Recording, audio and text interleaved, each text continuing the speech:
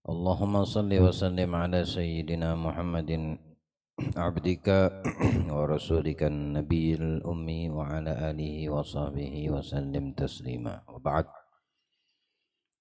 Telah sama-sama kita dengarkan bagaimana tipu daya yang digagalkan oleh Allah Subhanahu wa taala pada saat mereka orang kafir Quraisy duduk di Darun Nadwah bermusyawarah memikirkan bagaimana cara untuk menghabisi Nabi kita Muhammad dan menghentikan daripada tujuannya berhijrah ke Madinah dan berusaha menghentikan daripada syiar Islam yang mereka tidak sukai.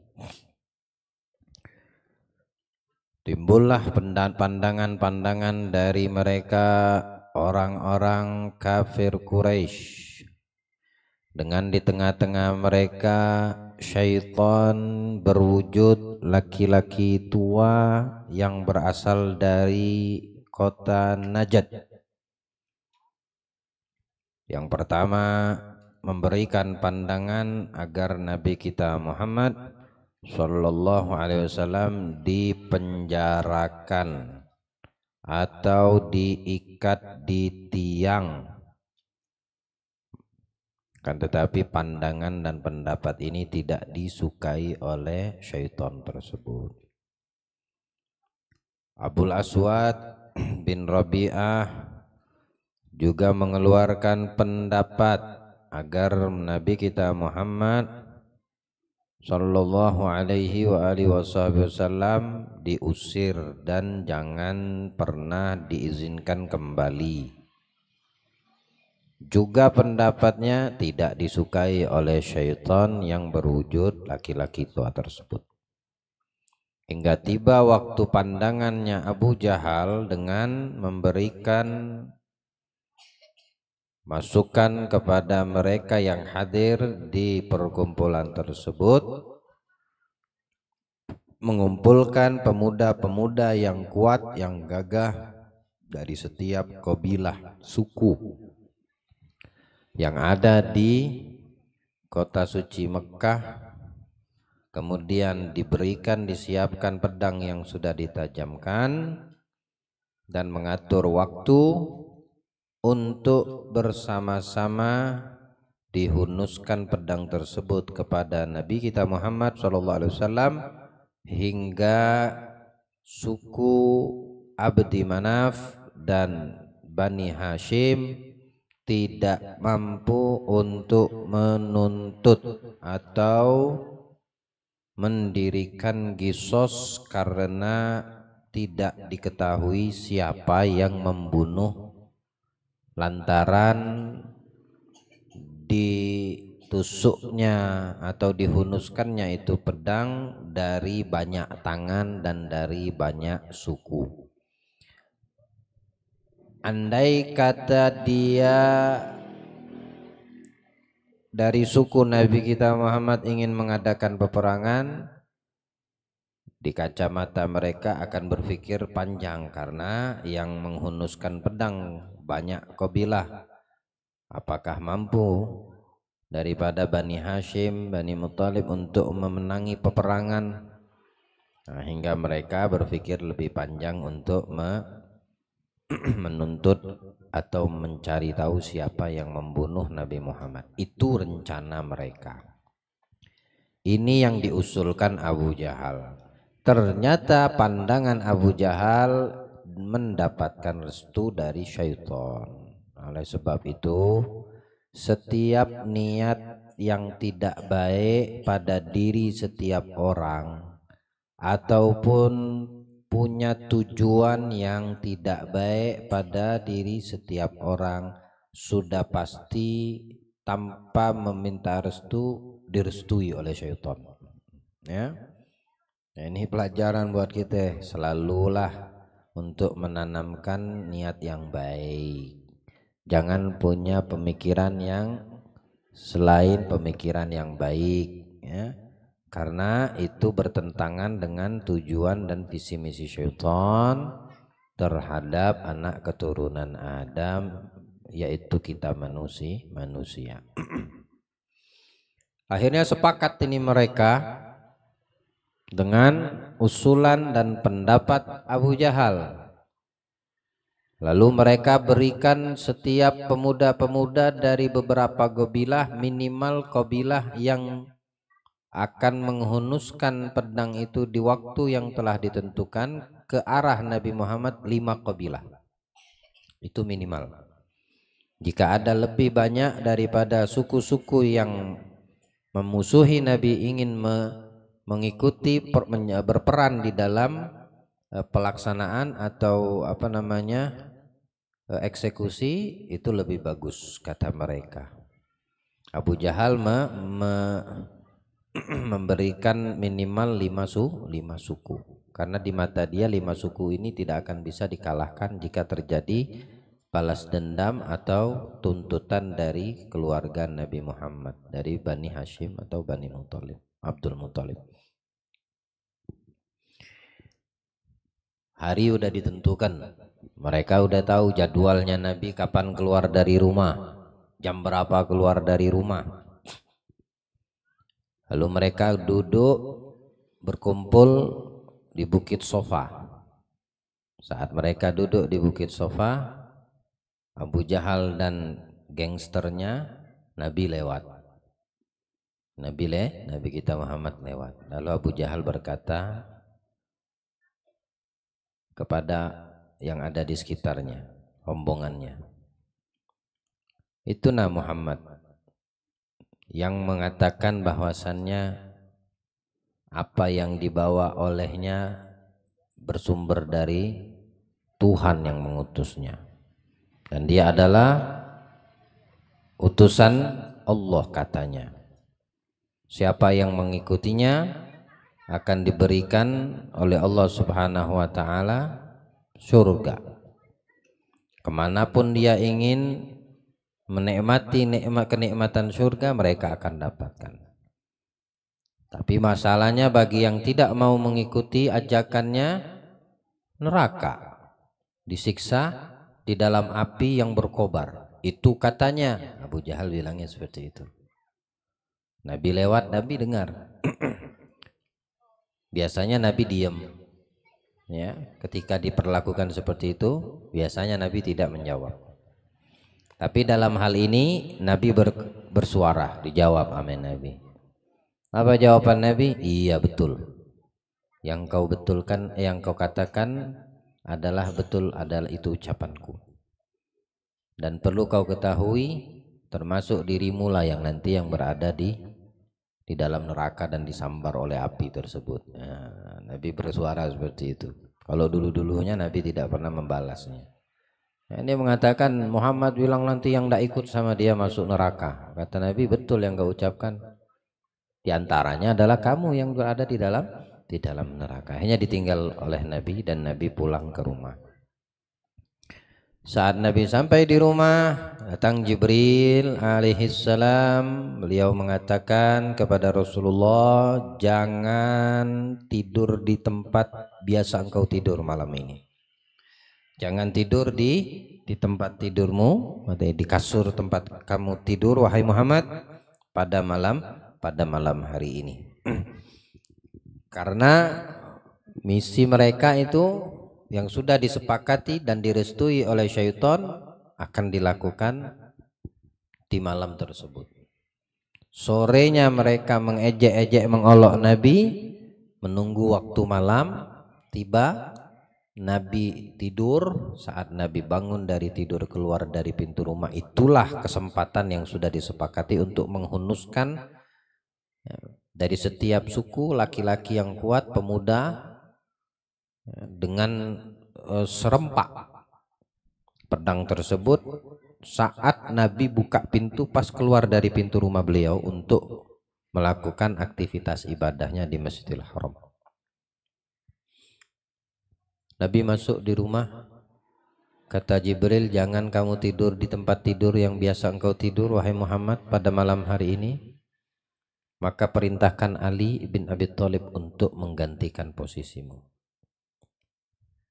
Bahagianya Imam Ali, karena ditunjuk untuk menggantikan posisi. Lihat bagaimana iman dan kecintaan yang nggak bisa digambarkan, nggak bisa terbayarkan dengan apapun, dunia dan seisinya. Adakah orang yang ketika diperintahkan itu membahayakan nyawa dia bahagia? Kalau kita mungkin mikir, tapi karena cintanya kuat kepada Nabi Muhammad, bahagia Imam Ali. Bahagia karena apa? Dia tahu risiko tidur di tempat pembaringan Nabi itu mati, tahu. Tapi karena Jibril yang mengabarkan dari Allah, memberitahukan agar Nabi kita Muhammad di malam tersebut tidak tidur di tempat tidurnya, melainkan digantikan dengan Ali bin Abi Thalib. Tahu Imam Ali itu risikonya mati, tapi dia senang. Kenapa? Karena matinya untuk Nabi Muhammad, ya, matinya untuk Rasul yang paling dicintainya. Orang kalau sudah matinya dalam keadaan membawa kebahagiaan, kerinduan, rasa kangen yang memuncak kepada Nabi Muhammad, selamat ini orang, nikmat dia. Mati itu ibaratnya pengantin baru bagi mereka, ya. Lihat bagaimana keadaan pengantin baru, yang baru pengantin itu hari paling bahagia di hari itu untuk pengantin baru. Seperti itulah orang yang meninggalkan dunia ini, matinya dalam keadaan rindunya memuncak kepada Nabi.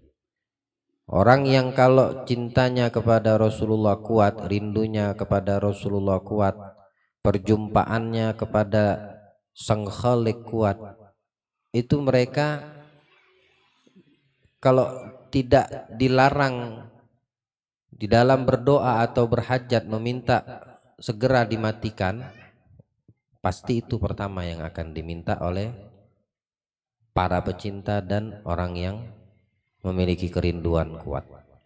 Tidak boleh kita minta kepada Allah dalam doa, ya Allah matikan aku, jangan, itu dilarang, ya. Nah karena larangan itulah tidak boleh meminta.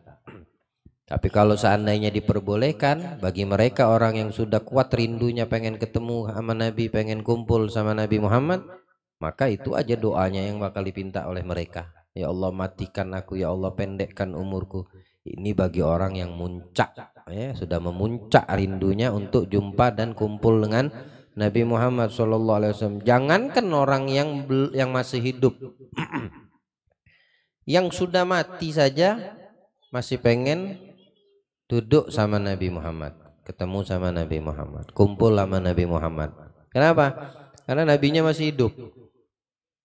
Sahabat seperti sahabat sepupu Rasulullah, kakaknya Ali bin Abi Thalib yang bernama Ja'far bin Abi Thalib. Itu ketika beliau syahid di dalam satu peperangan, dua tangannya itu putus cuma untuk mempertahankan al-liwa, bendera Islam, ya. Dia tidak mau dia kalau bendera kaum muslimin jatuh ke bumi. Akhirnya ketika terputus tangan satu, diambil dengan tangan satunya lagi bendera tersebut. Kemudian terkena lagi tangan satunya, dia ambil dengan apa yang sisa lengan yang bisa dia gunakan untuk memeluk bendera Islam, jangan sampai jatuh ke bumi. Hingga tiba waktunya dia menghadap Allah dalam keadaan berpuasa, perang dalam keadaan puasa, syahid dalam keadaan puasa. Ketika dikasih makan, dikasih minum dan didekatkan minuman, beliau menjawab, aku sedang berpuasa. Minumlah, karena bentar lagi dalam keadaan saat seperti ini boleh untuk membatalkan puasa. Enggak, aku ingin puasa, buka puasanya di surga. Sebentar lagi terbenam matahari, kata beliau. Akhirnya beliau syahid dalam keadaan matahari belum terbenam, sebentar lagi. Meninggal beliau dalam keadaan syahid dan buka puasanya di surga. Sampai di surga Allah ganti lengan yang terputus dua kanan kiri itu dengan apa? Ta'ir. Makanya digelar, dipanggil, dijuluki oleh Nabi Ja'far At-Tayyar. Allah ganti lengan yang putus dua itu dengan sayap. Tayyar itu dengan sayap tersebut bisa dia terbang kemana surga yang diinginkan. Mana pun. Semua surga dari yang paling rendah sampai paling tinggi. Dari yang sampai tinggi turun lagi kemana surga yang diinginkan oleh Ja'far At-Tayyar, ikraman buat beliau sebagai bentuk kemuliaan dari Allah untuk beliau, syahid di jalan Allah, menegakkan agama yang dibawa dan disiarkan oleh Nabi kita Muhammad. Allah berikan kemuliaan, semua surga diizinkan dengan sayapnya. Lalu minta izin kepada Allah. Siapa? Ini yang dapat sayap dari Allah ini. Izin sama Allah, ya Allah, sumpek di surga nih. Kangen sama Nabi. Izinkan aku turun lagi ke bumi. Cuma kangen sama Nabi masih hidup. Beliau udah di dalam surga, mau ke surga mana aja. Ternyata dari sini kita bisa memahami dan mengetahui bahwasannya surga yang penuh dengan kenikmatan, di dalamnya nggak ada apa-apanya kalau nggak ada Nabi Muhammad. Akhirnya diizinkan Allah. Diizinkan Allah, dia kembali ke bumi dengan sayapnya dan mengucapkan salam kepada Nabi Muhammad. Lalu Nabi melihat ke atas. Dijawab sama Nabi, waalaikumsalam warahmatullahi wabarakatuh ya Ja'far. Sahabat tanya, engkau menjawab salam, nggak ada yang ngucapin salam ya Rasulullah? Kata Nabi, hada Ja'far. Ja'far bin Abi Thalib, Allah ganti tangannya, lengan yang putus dua-dua dengan sayap. Dia minta izin kepada Allah agar dibolehkan turun ke dunia lantaran rindu kepadaku. Allahumma sholli wa sallim wa barik alaih. Maka dia mengucapkan salam, aku menjawab salamnya, kata Nabi. Dia diizinkan kemana-mana surga yang diinginkan, tapi satu keinginannya cuma ingin berjumpa denganku. Nah, kata. Itulah sosok orang yang kalau udah rindunya sama Nabi tidak lagi bisa dibendung. Andaikan boleh meminta di dalam doanya mati, maka dia akan berdoa, ya Allah matikan aku karena aku sudah tidak lagi tahan dengan rasa rinduku kepada Nabi. Ali bin Abi Thalib bahagia. Kenapa? Tidur tempat Nabi risikonya mati. Dia tahu, tapi karena matinya untuk orang yang dia cintai, yang dia agungkan, yang dimuliakan, gambaran al-hub, cinta ini tidak bisa dibayangkan, ya, tidak bisa digambarkan. Cinta di dalam hati kepada Allah, cinta kepada Nabi di dalam hati setiap hamba yang memilikinya itu nggak bisa dibayangkan. Pernah dengar kisah Majnun Laila tuh? Laila Majnun tuh. Tembok aja dipanggilnya Laila. Makanya dibilang orang gila. Sampai dia mengeluarkan satu abiyat dan syair, marartu ala diyar diyar Laila ugabbilu dzal jidar wa dzal jidar wa ma hubbud diyar sakanat galbi walakin hubbu man sakanat diyar. Aku lewat rumah Laila, kulihat temboknya Laila. Ya. Kemudian aku cium tembok Laila. Stres sama tembok dicium. Nanti kalau ngeliat orang nyium tembok, nanti mau bilang apa? Tembok dicium-ciumin sama dia. Tapi inilah keadaan para pecinta, para perindu, orang yang kangen dengan yang dicintai, yang dikangeninya. Temboknya rumah Laila, tembok dicium, mending kalau yang punya rumah. Tapi beliau jelaskan ketika orang mengira melihat yang dilakukannya itu, ini orang gila guys, kau gila tembok Laila kau cium. Apa jawabnya? Wama ugabbilu dzal jidar. Aku bukan mencium itu tembok, tapi yang aku bayangkan adalah aku mencium siapa pemilik tembok yang ada di balik tembok ini. Laila. Tapi yang dicium tembok. Karena dia tahu itu tembok rumahnya Laila. Karena dengan mencium tembok dia punya hati tenang, jiwanya tenang. Subhanallah. Makanya dibilang majnun Laila, tergila-gila sama Laila. Ini sesama manusia. Ente bisa bayangkan bagaimana orang yang tergila-gila sama Nabi Muhammad. Ente bisa bayangkan bagaimana orang yang rindunya tidak bisa dibendung kepada Nabi Muhammad. Dan jangan kira setiap dari kita yang belum pernah melihat dan berkumpul berjumpa karena kita tidak sezaman dengan Nabi, saat timbul rindu kepada beliau, Nabi tidak rindu kepada kita. Oh, pemikiran yang sangat dangkal yang seperti itu, pemahaman yang sangat dangkal. Nabi lebih dahulu sudah merindukan kita sebelum kita rindu kepada beliau.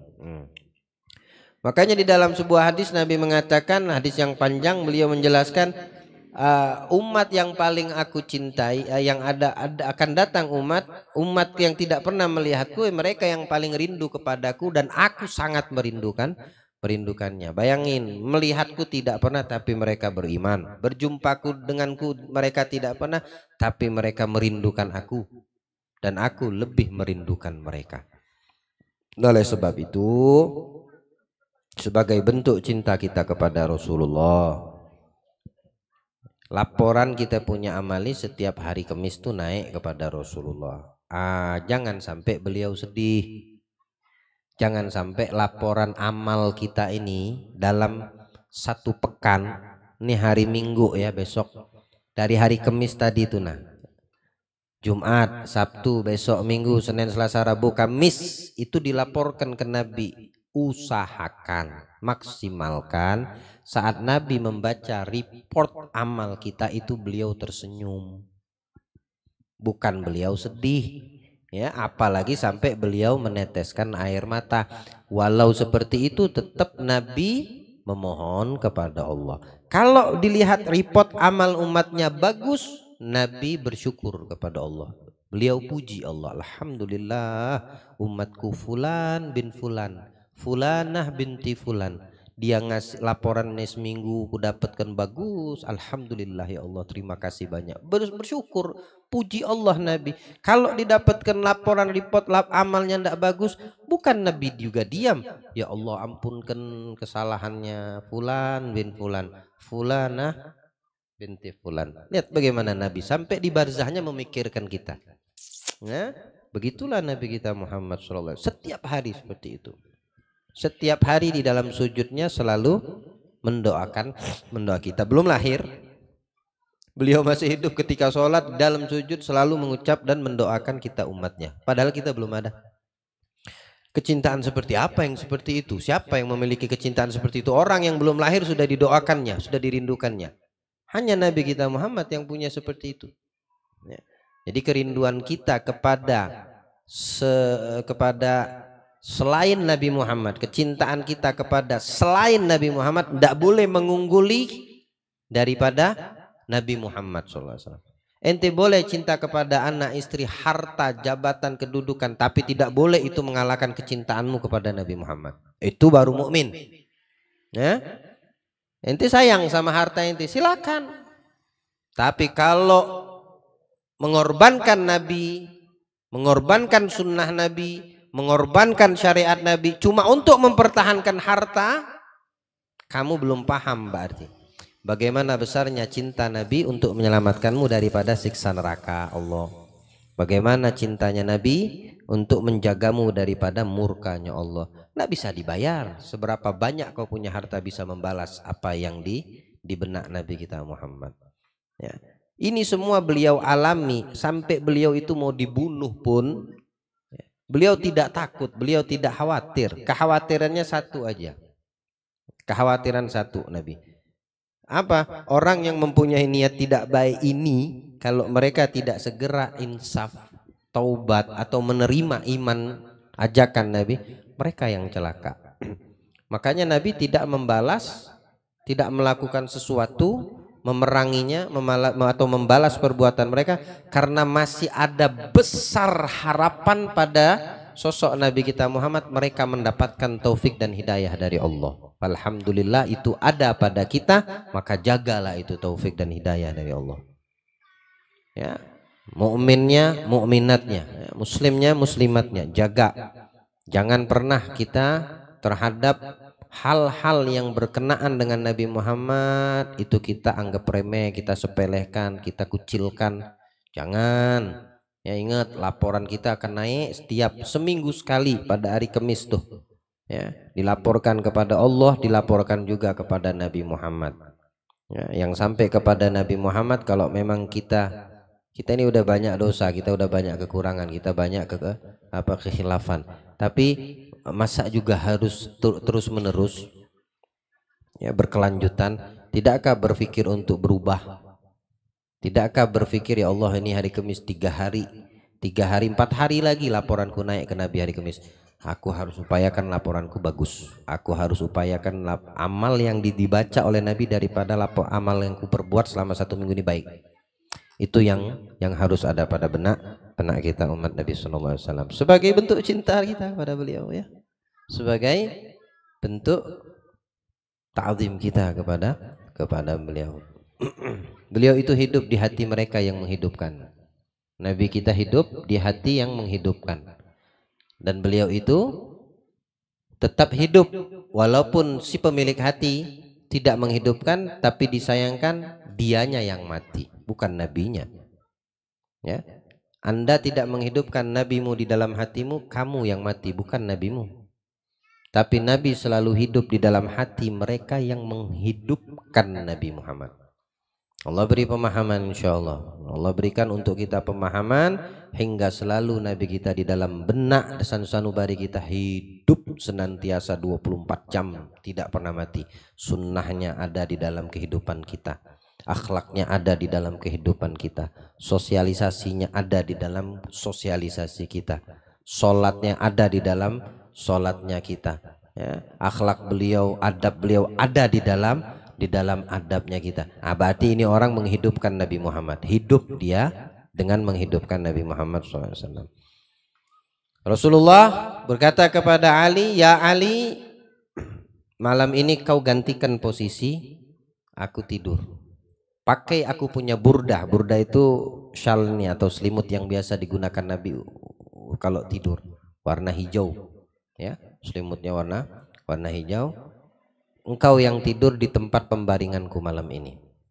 Karena kata Rasulullah, aku dilarang oleh Allah, kata Jibril, malam ini tidur di tempat tidurku. Datang waktu malam, Imam Ali sudah di dalam bersama Nabi, Abu Bakar masih di rumahnya.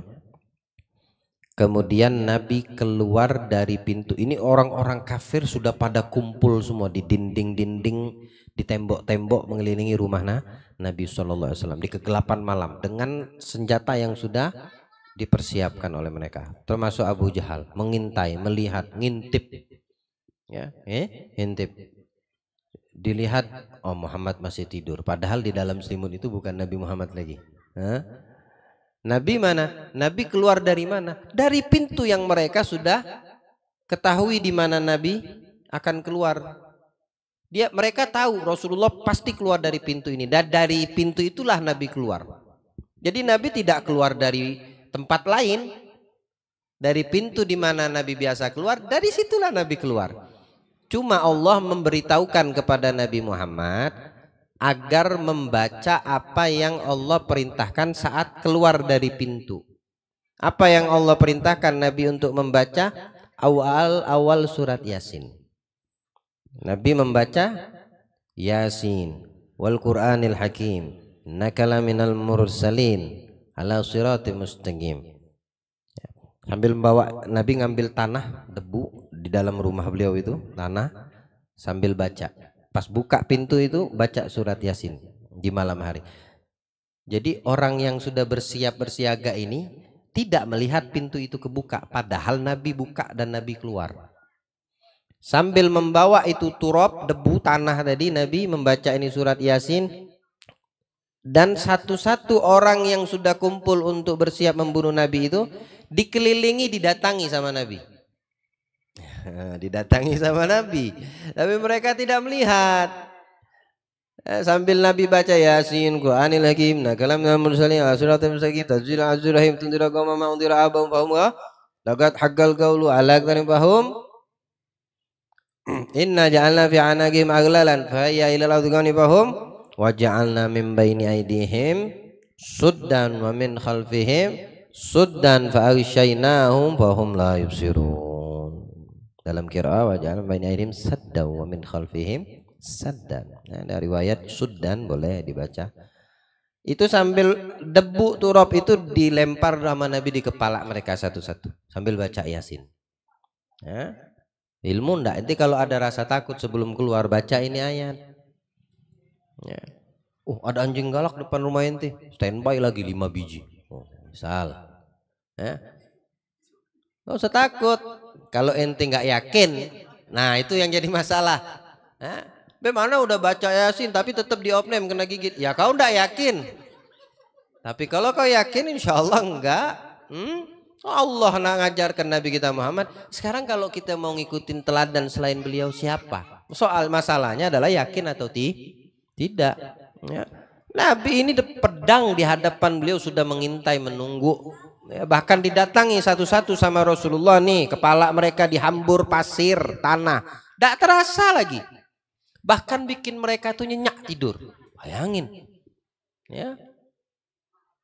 Wahum la yubsirun, mereka tidak bisa melihat. Ja'ala sud itu ada ini, nah suddan itu pembatas. Ja'ala min baini aydihim suddan, satu dengan yang lain itu tidak bisa melihat karena dibenteng sama Allah. Sambil dilempar itu pasir kepala mereka. Keluar Nabi menuju ke rumah Sayyidina Abu Bakar. Ya.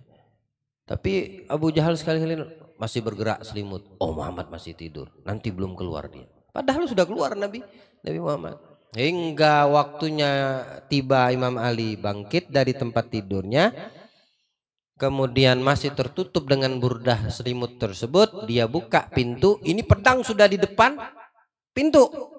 Waktu dibuka pintu kagak dihunus. Pas dilihat yang tampil wajahnya Ali bin Abi Thalib. Mana Muhammad? Kata Abu Jahal. Muhammad? Aku tidak melihat Muhammad, memang tidak ada. Ya. Jadi semalaman yang tidur pakai selimut ini kamu? Iya, kata Imam Ali. Tidak mungkin, penasaran Abu Jahal masuk ke dalam cariin. Emang nggak ada Nabi Muhammad. Ya. Di dalam riwayat ada satu orang tua ketika sudah terang langit melihat mereka ini tertidur di tembok rumah Nabi. Dalam keadaan muka sama kepala itu pasiran semua, debu semua, tanah semua. Dibangunin, ngapain ente kayak gini? Nunggu Muhammad keluar. Kalian, sungguh Allah telah mempermalukan kalian. Mana ada, Muhammad sudah meninggalkan kalian sejak malam. Oh enggak mungkin itu ada yang tidur, situ Muhammad masih tidur. Bukan, Muhammad sudah keluar dari semalam. Pas dicek lihat di tempat tidur Ali bin Abi Thalib. Ternyata betul orang tua itu. Ya. Nah orang tua yang memberita kabar kepada mereka ini, ya, dia melihat berpapasan dengan Nabi Shallallahu Alaihi Wasallam.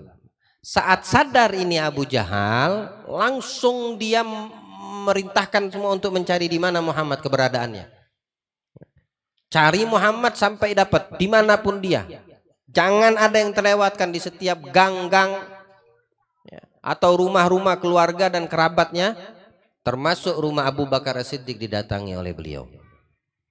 Termasuk rumah Abu Bakar As-Siddiq yang didatangi oleh Abi Jahal. Tidak mereka dapatkan.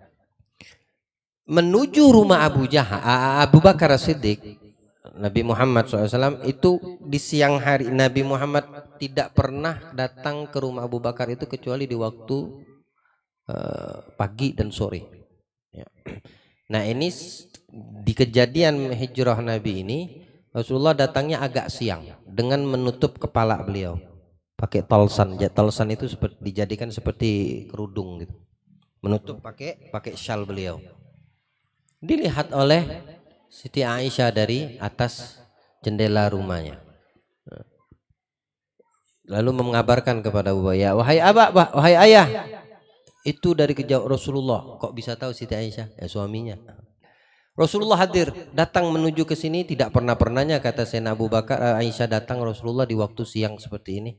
Bilang Abu Bakar, beliau tidak pernah datang di waktu ini kecuali ada perkara yang yang penting. Akhirnya mereka mempersiapkan menunggu kehadiran Nabi, ketibaan Nabi. Waktu Nabi izin masuk, diizinkan, lalu Nabi mengatakan, ya Abu Bakar, keluarkan semua yang ada di rumahmu. Artinya siapa orang yang ada di rumah ini keluarkan. Aku tidak mau apa yang ingin kusampaikan didengarkan oleh yang ada di dalam rumah. Kata Sayyidina Abu Bakar, demi ayah dan ibuku sebagai tebusan ya Rasulullah, di rumah ini cuma ada putriku, dua putriku, Aisyah dan Asma. Dan dia mereka keluargamu ya Rasulullah. Akhirnya diizinkan sama Nabi. Nabi mengatakan, God adzinallahu li bil khuruj. Allah mengizinkanku untuk keluar, artinya berhijrah ke Madinah. Lalu Sayyidina Abu Bakar berkata, as-suhbah ya Rasulullah, aku jadikan teman perjalananmu ya Rasulullah. Saya minta jadikan, berharap mudah-mudahan beliau Abu Bakar jadi teman perjalanan Nabi. Kata Nabi, gal naam, ya, kamu dipilih untuk menjadi pendampingku di dalam perjalanan hijrah. Nangis Sayyidina Abu Bakar. Bilang Siti Aisyah, demi Allah, aku tidak pernah melihat tangisan yang mengartikan dari air mata tersebut makna bahagia seperti yang kudapati dan kulihat dari tangisan ayahku. Beliau, Siti Aisyah baru tahu bahwasanya tangisan itu ada yang membuat bahagia. Tangisan bahagia namanya. Nangis Sayyidina Abu Bakar saking bahagianya menjadi pendamping Nabi. Menjadi pendamping ini nyawa. Taruhannya tuh nyawa. Bukan nyaman, ente enak mendamping. Mau kemana, berangkat ke Jakarta. Kira enak gitu ya. Jadi pendamping, pengawal itu. Seneng ya berangkat. Capek. Abu Bakar pendamping Nabi, nyawa ini taruhannya. Tapi bahagia seperti Ali bin Abi Thalib menggantikan tempat tidur Nabi, beliau bahagia. Ini bukti cinta yang sejati itu seperti itu. Hakikat mahabbah dan rindu seperti itu. Nyawa itu kalau menjadi taruhannya seneng, aneh enggak? Namanya cinta itu aneh. Ada orang bahagia mati, ada orang yang rela mati, nyawanya terancam untuk orang yang dicintainya. Itulah mereka yang mempunyai cinta kepada Allah dan kepada Nabi. Adapun selain kepada Allah dan kepada Nabi, itu cinta dusta. Ente cinta sama bini ente cinta sama anak ente? Mau ente berkorban untuk nyawa ente? Ayo, coba tanyakan. Belum tentu. Ya, bahasa lisan saja nyawa berani kukorbankan untuk istri dan anak. Nah, kalau betul-betul dihadapkan dengan masalahnya, mikir, hati itu terbesit, kasih enggak ya. Belum tentu. Cinta yang hakikat itu hanya yang tertuju kepada Allah dan kepada Nabi. Kalau itu sudah Allah anugerahkan di dalam setiap hati seorang hamba, jangankan harta benda, nyawa dia berani kasih. Itu cinta kepada Allah dan cinta kepada Nabi, dan itu adalah murni arti cinta. Selain dua ini, Allah dan Rasul, itu hanya cinta palsu aja, sebatas di mulut, kagak ada di lisan, kagak ada di lisan, hanya di mulut saja. Nggak ada di hati, hanya di mulut saja, di lisan saja. Nangis Abu Bakar, bilang Aisyah, aku baru kali ini ngelihat orang menangis karena bahagia, padahal umurnya dijadikan taruhan. Keluarlah, dipersiapkanlah persiapan. Kemudian Aisyah menyiapkan apa yang harus disiapkan, saudarinya Asma menyiapkan apa yang harus disiapkan. Kemudian Asma mendapatkan kambing yang sudah diolah, tapi bingung nggak ada wadah dan tempatnya, karena ini akan dijadikan bekal untuk ayahnya dan Nabi Muhammad di dalam perjalanan. Ya, Nabi memilih dengan perintah Allah untuk tidak langsung ke Madinah, melainkan naik dulu masuk ke dalam Gua Thur namanya. Nah, karena di situ banyak gua-gua atau ada beberapa gua untuk beristirahat sambil memantau kondisi dan keadaan. Karena kalau langsung menuju ke kota Madinah bisa didapatkan oleh mereka yang sedang berupaya mencari Nabi. Akhirnya mereka 3 hari 3 malam beristirahat di dalam Gua Thur. Itu kecil. Ya, Gua Thur itu kecil, kalau kepala kita nunduk ke bawah kelihatan mulut guanya itu. Dan kelihatan kaki kalau seandainya ada orang di dalam gua tersebut. Asma menyiapkan kambing yang sudah dipersiapkan tapi tidak ada wadahnya, tidak ada tempat. Bingung ya, dilihat oleh Abu Bakar, dilihat oleh Nabi kita Muhammad, mau diapakan tuh kambing, mau taruh di mana? Wadahnya tidak ada. Akhirnya beliau ambil daripada kain yang melilit di pinggangnya, kemudian disobek 2, diikat dan digantungkan di onta yang disiapkan. Maka Nabi memberi julukan kepada saudari Aisyah yang bernama Asma, Dzatun Nitaqain. Orang yang memiliki mengikat 2 ikatan. Nitok itu adanya ikat pinggang. Ya, bahasa kita ini sepinggang yang menguatkan. Nah, itu dilepas berbentuk kain, disobek jadi 2, digunakan untuk mengikat makanan sebagai bekal Nabi dan ayahnya Abu Bakar As-Siddiq, lalu digantungkan di kendaraan. Abu Bakar sudah menyiapkan 2 onta. Satu diniatkan hadiah untuk Nabi, tapi Nabi menolaknya berbentuk hadiah, melainkan kata Nabi dengan harga, supaya hijrahku ini mempunyai kesan dan nilai di mata Allah, kata Nabi. Akhirnya dijual oleh Sayyidina Abu Bakar dengan harga, sebagian ulama sirah mengatakan 800 dirham. Dan nama onta itu berasal dari salah satu onta yang perkampungan yang memang betul-betul memelihara merawat onta. Gusyairi, ya, perkampungan Gusyairi, nama ontanya Goswa. Nama onta ini Goswa. Tinggi, putih, gede, besar ontanya. Karena Abu Bakar memang membeli itu dari luar, didatangkan, dirawat sama beliau. Nama ontanya Goswa. Hidup ini onta panjang umur sampai Nabi wafat. Ya. Sampai masa Khalifah Umar Abu Bakar As-Siddiq baru onta ini mati. Dan ajibnya dikatakan ulama, onta ini mati itu bukan karena memang sudah waktu ajalnya tiba. Ada sebab ya. Sebab yang dia mencari ajalnya, Goswah ini. Apa sebabnya? Kan sehari-hari kemana-mana dia selalu ditunggangi Nabi Muhammad SAW. Mulai dari Mekah sampai ke Madinah, peperangan kemanapun Nabi keluar menggunakan kendaraan. Keseringan kalau jaraknya itu jauh yang dipakai ini onta Goswah. Beliau mengatakan onta ini, si Goswah ini ketika wafat udah Nabi Muhammad, udah selesai proses pemakaman Nabi. Beliau mengatakan naik berjalan tidak punya arah, naik ke atas gunung. Tinggi tempatnya. Lalu dia mengatakan tidak ada kehidupan setelah wafatnya Muhammad. Akhirnya loncat dia dari gunung. Untuk apa anak hidup?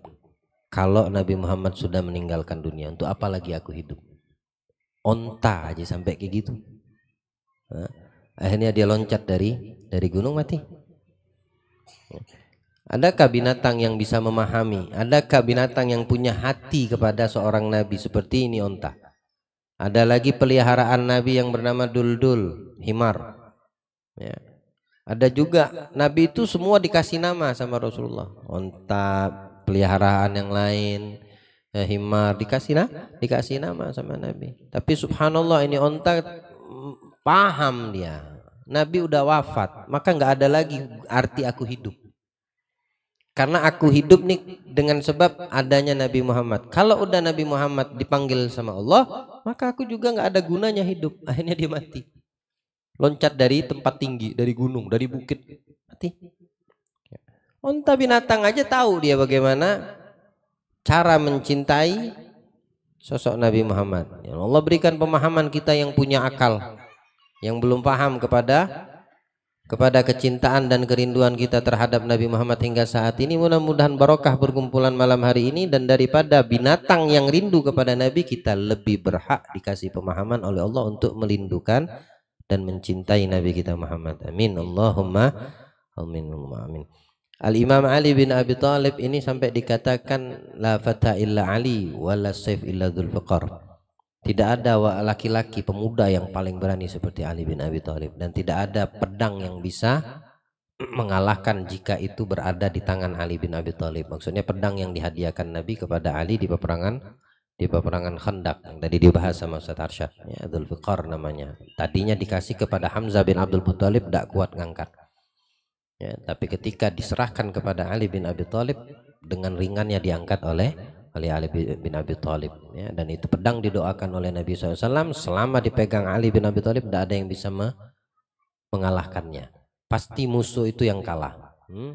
Orang yang paling kuat, yang paling ditakuti bangsa Quraisy saja bisa belah dua badannya digasak sama Ali bin Abi Thalib.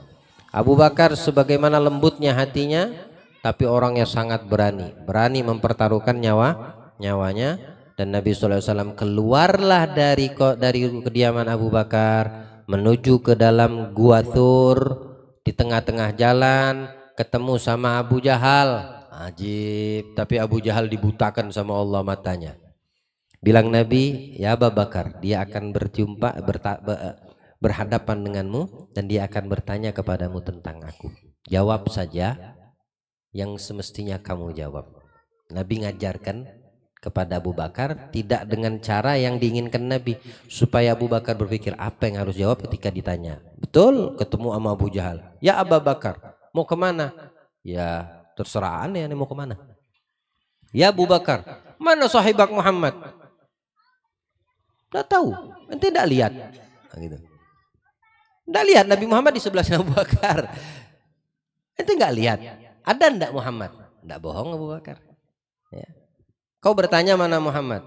Kamu sendiri ndak lihat. Ada ndak Muhammad di sampingku? Ya. Dijawab, ditanya balik lagi sama Abu Bakar. Akhirnya ditinggal oleh Abu Jahal. Ya, balik lagi cari ke kota Mekah kemana? Hingga dia udah muyek, udah kesel, udah jengkel ini Abu Jahal. Dia bikin sayembara. Siapa yang bisa bawa Muhammad balik hidup atau mati, atau yang bisa membawa kepalanya Muhammad, hadiahnya 100 ekor onta betina. Ya, 100 ekor onta merah. Maksudnya onta merah ini ternyata onta betina. Itu lebih mahal daripada onta laki-laki jantan. Ya. Oh, tambah semangat orang-orang kafir untuk mendapatkan Nabi Shallallahu Alaihi Wasallam. Nah, disinilah Nabi Muhammad ketemu nanti dengan Suraqah bin Malik yang ikut sayembara ini. Lalu apa saja yang Allah perlihatkan akan kebesarannya di dalam melindungi kekasihnya Nabi Muhammad di dalam perjalanan hijrah ke Madinah, berada di dalam Gua Tsur, dan apa yang terjadi ketika mereka 3 malam 3 hari berada di dalam Gua Tsur, Nabi dan Abu Bakar Siddiq. Allah berikan pemahaman untuk kita, Allah berikan umur yang panjang dan kesehatan untuk kita, sehingga kita bisa mengikuti daripada tahapan-tahapan sejarah kehidupan Nabi kita Muhammad Sallallahu Alaihi Wasallam. Setiap waktunya masih kelang beberapa hari daripada majelis Maulid Arba'in di hadapan kita. Tidak terasa berjalan waktu, cepat berlalu umur waktu, tapi alhamdulillah setiap malam terisi waktu kita untuk Nabi Muhammad SAW. Nikmat yang besar dari Allah untuk kita. Jaga sisa-sisa arba'in yang ada di hadapanmu. Mudah-mudahan Allah berikan keberkahan 40 malam perjumpaanmu, dudukmu dengan Nabi Muhammad Sallallahu Alaihi Wasallam. Kecintaan dan kerinduan yang kuat untuk Allah, kecintaan kerinduan yang kuat untuk Nabi Muhammad dari hati kita semua, insya Allah. Amin Allahumma amin. Wassallallahu ala sayyidina Muhammad khataman nabiyyin wa alihi wasallam. Walhamdulillahi rabbil alamin. La ilaha illallah al-mawjud fi kulli zaman. La